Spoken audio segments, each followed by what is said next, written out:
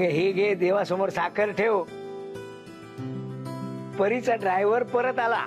अहो काय सांगताय काय? हो, देवच पावला ग बाई. आता माझी परी सुद्धा लवकर बरी होणार. हो. त्याचीच कृपा आहे हो ही. अहो कधी आला? अगं ही बातमी वाचल्या अरे बापरे, याच्यावर पाणी सांडलं वाटतं. आता कशी वाचणार तू? पण असू देत ना, आता मला कळलंय ना, वाचला नाही म्हणून काय बिघडलं. अहो तिकडे सगळं सुरळीत आहे ना. मग नेहाशी नंतर बोलेन मी. खरंच कमाल आहे त्या माणसाची. पण पेपर वाचल्या वाचल्या धावत पळत पॅलेसवर गेला. भला माणूस आहे बाबा. अहो आपली नेहा आणि यश सुद्धा भली माणसं आहेत ना, मग त्यांच्या आयुष्यात भली माणसं येणारच.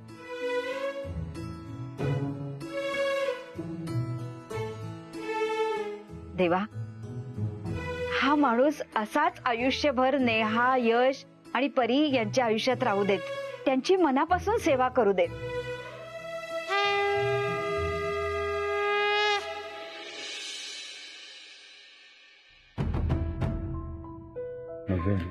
या या या.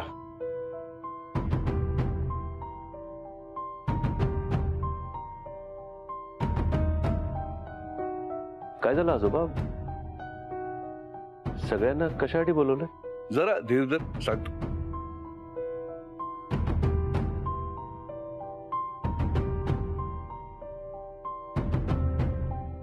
काय झालं?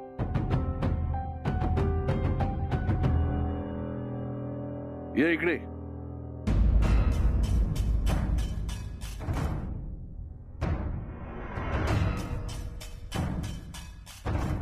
काय झालं?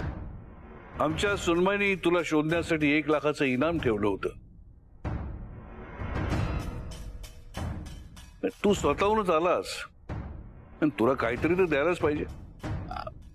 म्हणून आमच्यातर्फे हे 10 लाख रुपये.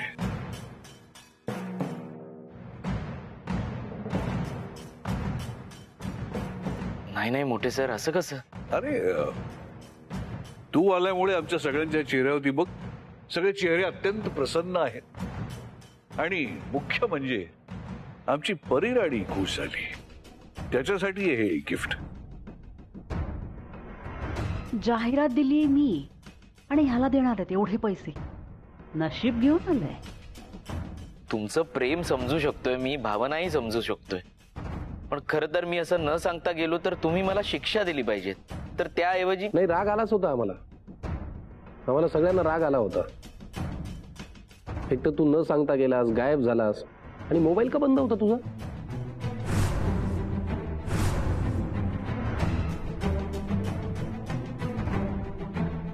सर फोन चालू ठेवला असता तर परी बेबीने मला फोन केला असता आणि मग मला तिच्याशी बोलणं जड गेलं असतं, म्हणून फोन बंद ठेवला होता सर. सॉरी.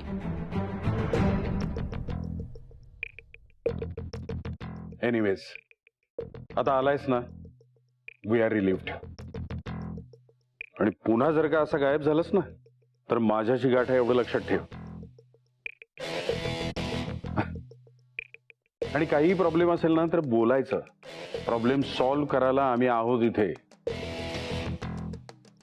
घे पैसे, घेते. नाही नाही नाही नाही सर, तुमच्यासारखी अशी देव माणसं पाठीशी असताना पैशांची काय गरज ना. अरे तुझ्या हक्काचे पैसे आहेत ते, ठेव तुझ्याकडे. हो ना सिम्मी?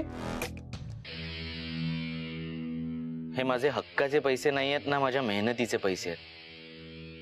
हे नशिबाने समोर ठेवलेले पैसे. आणि मी इथे परी बेबीसाठी आलोय, त्याचा सौदा नाही होऊ शकत. मी नोकर म्हणून जरी चुकलो असलो तरी माणूस म्हणून अजून चुकलेलो नाहीये सर.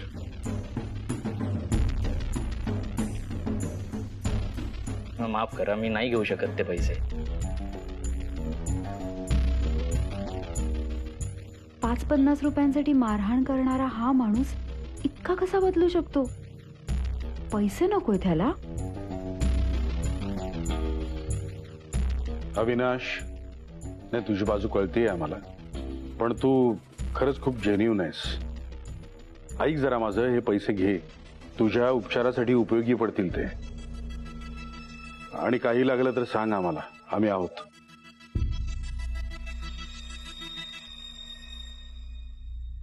आय थिंक त्याला उपचारासाठी वगैरे पैसे हवे असतील तर कदाचित तो मागणार नाही आपल्याकडे.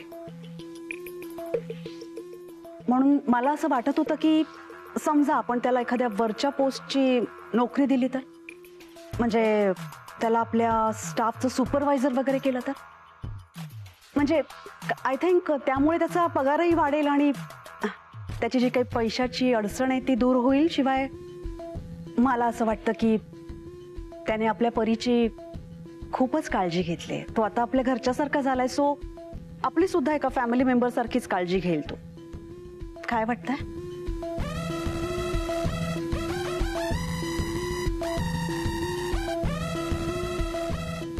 त्याला खरं तर आपण एक दुसरा जॉब दिला होता, तो सोडून तो असा अचानक का निघून गेला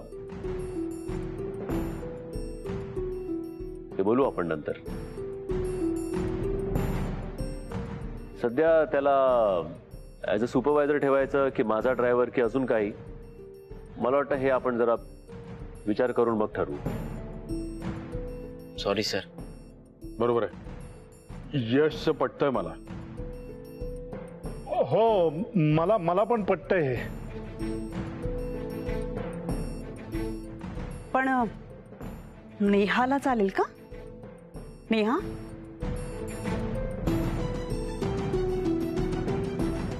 सुनबाई,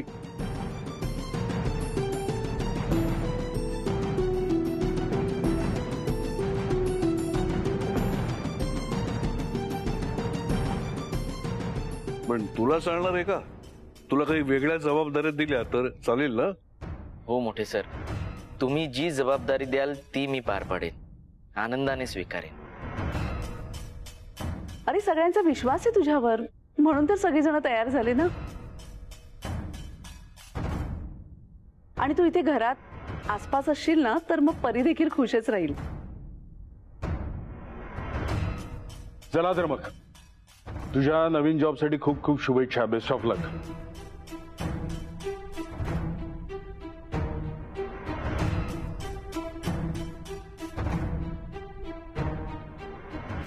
आपण बोलू नंतर अविनाश.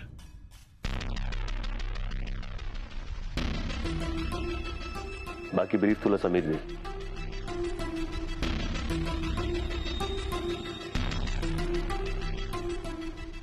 नेहा, आता तयार राहा, तुझं गुपित कधीही फुटू शकतं. पण बिचाऱ्या या परीसाठी तू ते सत्य यशला कधीही सांगू शकणार नाहीयेस. आता तुझ्या डोक्यावर जी टांगती तलवार आहे ना ती कायम असणार आहे. एन्जॉय.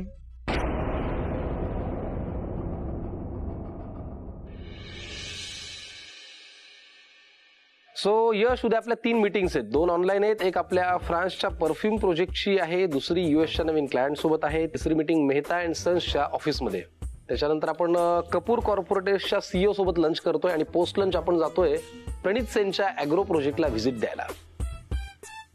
ती मीटिंग तर आज होणार होती ना? त्यांनीच पोस्टपोन केली. Oh, tomorrow is going to be heavy day. Yes sir. आज तसं विशेष काही नाहीये म्हणजे? आराम. ओ अच्छा, ओके. एनिवेज, तुला परफ्यूम हवाय? नको. अरे काय, मी आंघोळ करून येतो ना.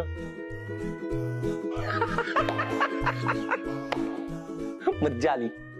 हो, मग ठीक आहे, चल. तू एवढं म्हणतोस यार प्रेमाने, माझा दोस्त आहेस तू. मार. नाही, मी फक्त इतक्या करता म्हणत होतो की तुझाही एक ट्रायल झालं असता ना. म्हणजे शेफालीला कदाचित हे ट्रायल व्हर्जन आवडलं असतं. एक मिनिट, हे शेफाली आणि ट्रायल कुठून आला आता मध्ये? जसं तुमचं ट्रायल लव्ह तसं एक ट्रायल परफ्यूम, तसं म्हणत होतो मी. पण हा विषय आता काढायची गरज आहे का? आपलं काहीतरी वेगळं चालू होतं ना, कशाला ते ट्रायल वगैरे आता काहीतरी मध्ये? अरे मी कुठे, हा विषय तुम्ही सुरू केलाय, ट्रायल लव्ह. मी आपलं फक्त म्हणतोय की ट्रायल लव्ह सारखं एक ट्रायल परफ्यूम. नको, ठीक आहे, काही ट्रायल बियल काही नको. उगीच त्या प्रेमामध्ये आणखी काही वेगळे प्रयोग नको. आणखी काही वेगळे म्हणजे काही प्रयोग झालेत का प्रेमामध्ये?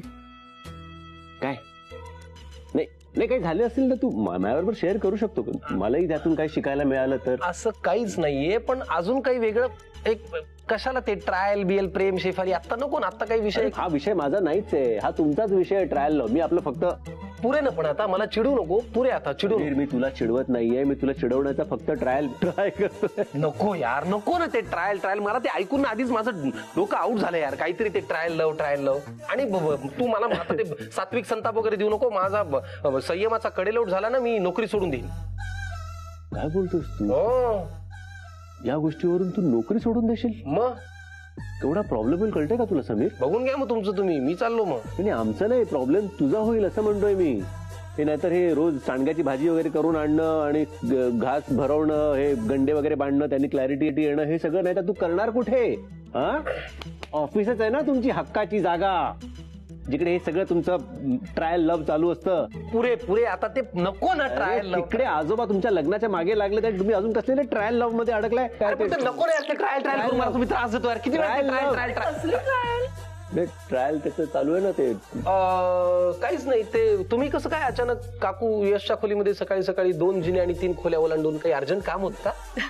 अरे हो, पण मला नाही, नेहाला बोलायचंय. काय? अगं नेहा बोल ना. अरे काय ना की नेहाला तिची पहिली मंगळागौर करायची आहे.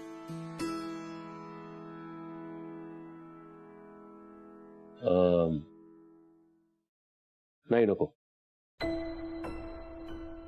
का? नाही नको. परी आत्ताच जरा आजारपणातनं उठलीये, सो मला नाही वाटत आपण हे करावं. अरे पण परी आता बरी झाली आहे ना. हो, पण तरी जरा काळजी वाटते म्हणून. अरे पण यश, श्रावणातल्या मंगळवारी मंगळागौर करायची असते ना. हा मग पुढच्या वर्षी करू ना काकू. श्रावण काय दरवर्षी येतो. अरे पण राहू द्या, यश करेक्ट म्हणतोय. श्रावण तर दरवर्षी येतो ना, आपण पुढच्या वर्षी करू.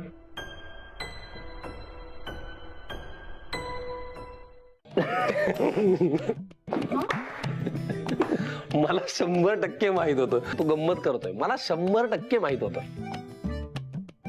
अरे म्हणजे तुलाही कळलं होतं? मग आज ओळखतो का मी त्याला? अरे बघ नेहा, तुझा हा भाऊ ना पार्टी बदलू आहे. काकू तुम्ही मला काय बोलताय? मी काही पार्टी नाही बदलली. नेहा तू एक काम कर, हा हल्ली ना फार मस्करी करत असतो तुझी. तुझा तिसरा डोळा उघड, त्याला भस्म करून टाक. बघ ना किती छळतोय तुला. अरे बायको आहे ती माझी, तिने ठरवलं तरी माझ्यावरती चिडू शकत नाही, कळलं का? जे मला जमत नाही ते तिलाही जमत नाही. हो की नाही? हो की नाही? पण म्हणजे मंगळागौर कॅन्सल ना? का कॅन्सल? तू वेडी आहेस का नेहा? तुला करायची ना मंगळागौर, मग प्लीज कर. आणि या सगळ्यासाठी तुला माझी परमिशन घ्यायची गरज नाहीये. This is your house, do whatever you want. Okay? आणि तसंही परीच्या आजारपणामुळे वातावरण बरंच टेन्स झालं होतं. या निमित्ताने जरा सगळं हलकं फुलकं होईल. अरे हो, पण तू इतकं सिरियसली बोलत होता तर ती बिचारी कसं सांगणार तुला? आणि मला वाटलंच होता तू काही नाही म्हणणार नाही. नेहा, मी तुला म्हणाले होते की नाही, यशला हे नक्की आवडणार म्हणून. चला आता ठरलं ना, तर मग मंगळागौरची सगळी तयारी मी करणार. आणि मला हे करायला सगळं खूप आवडतं नेहा. काकू माझ्या बहिणीची पहिली मंगळागौर आहे. जोरदार थाटामाटात होऊ द्या. मग तर अगदी थाटामाटात धूमधडाक्यात मज्जा मज्जा करत तुम्ही म्हणाल तसं होणार. चला आता मी तयारीला लागते. हा, येते मी. अरे समीर, तू शेफालीलाही घेऊन या मंगळागौरसाठी. म्हणजे काय? ती येणारच, म्हणजे तिची ट्रायल होईल ना. झालं? अरे म्हणजे लग्नाआधी तिची पण एक ट्रायल होईल ना, मंगळागौर वगैरे काय. काकू चला चला. नाही त्यांचं ते चला ना काकू, चला ना आपण लागू तयारीला. पण तू शेफालीला घेऊन ये. काकू चला ना प्लीज. हो चला. कळलं ना समीर? हो हो हो. अदरवाईज एवढी बडबड करत असतो, पण शेफालीचा विषय निघाला ना फुल गोंधळून जातो. ऐक ना यश, बोल. तो अविनाश अजूनही परीचा ड्रायव्हर म्हणून? नाही, तो आता माझा ड्रायव्हर असेल. आणि परीची एवढी अवस्था का झाली हेही बोलायचंय मला त्याच्याशी. असं मी येऊ? यश निघायच्या घाईते वाटतं. आत्ता उगाच अविनाशचा विषय नको, नंतर बोलते. तू मध्येच कुठे गायब होत असतेस ग? हा, नाही काय नाही, तुला उशीर होतो ना. येऊ मी? नक्की बघा काही राहतंय? काय काही राहत नाही. काय यश? एक स्वीट डिश नेहा. चल सी या. I'll see you in the evening.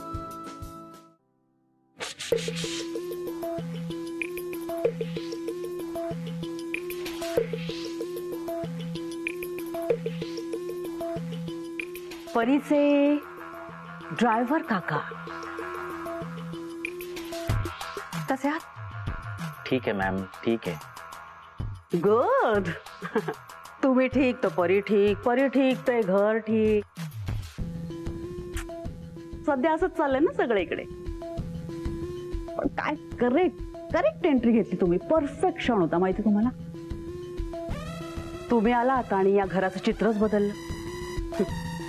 घरातल्या सगळ्यांच्या गळ्यातले ताईत झालात ना तुम्ही परीचे ड्रायव्हर काका. Thank you ma'am. येस येस, तुम्ही मला थँक्यू म्हटलंच पाहिजे. तुमचं या घरातलं जे इम्प्रेशन बदललंय ना ते माझ्यामुळेच बदललंय ना परीचे ड्रायव्हर काका. ही बाई हुशार आहे, तिच्यापासून जरा सावध राहिलं पाहिजे. आणि एक लक्षात ठेवायचा, हा फुगणारा फुगा मी कधीही फोडू शकते. हा परीचे ड्रायव्हर काका.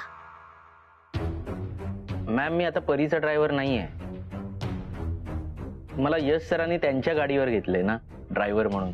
व्हॉट? आता परी बेबीला मी शाळेत सोडायला नाही जात ना, त्यामुळे तुम्ही मला अविनाश म्हणू शकता किंवा यशचा ड्रायव्हर असं म्हणू शकता. फक्त परीचे ड्रायव्हर काका असं नका म्हणू. एक मिनिट, म्हणजे आता परीला नेण करण्याचं काम तू करणार नाहीयेस? हा डिसिजन यशचा आहे बहुतेक.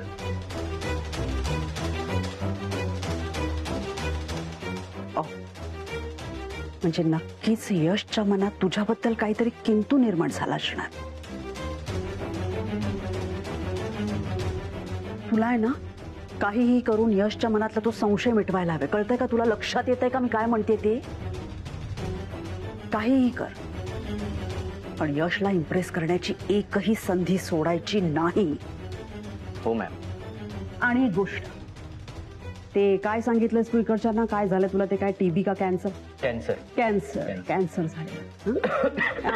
बस हे नाटक माझ्यासमोर नकोय, इतरांसमोर करायचंय अधून मधून. हो लक्षात ठेव. बस. मॅम यश सर येतील, मी जाऊ का तिथे? निघ. थँक्यू, येतो मॅम.